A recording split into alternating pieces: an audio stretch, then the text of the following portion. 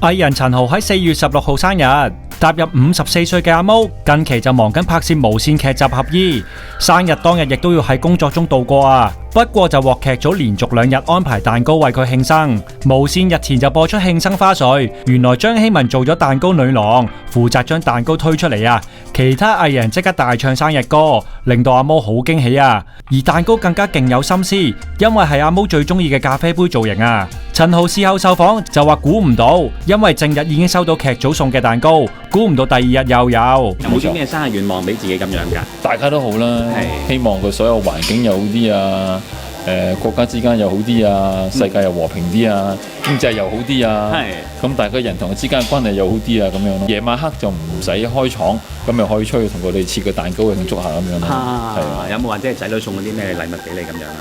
其實對我嚟講啊，已經大家可以一齊食餐飯已經好開心。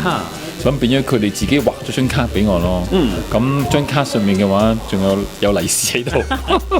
佢哋俾我嘅利是，我都唔知道。哇 ！OK。太太咧有冇啲咩 surprise 俾你？太太就忙咯。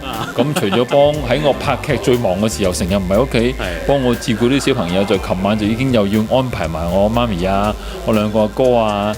特登就喺我放工嘅時候就約埋大家一齊幫我慶祝生日，就變咗佢其實佢係最忙嗰個咯。唔講唔知，原來阿毛老婆陳茵媺同樣都係4月生日，咁等阿毛忙完一齊慶生就啱晒啦。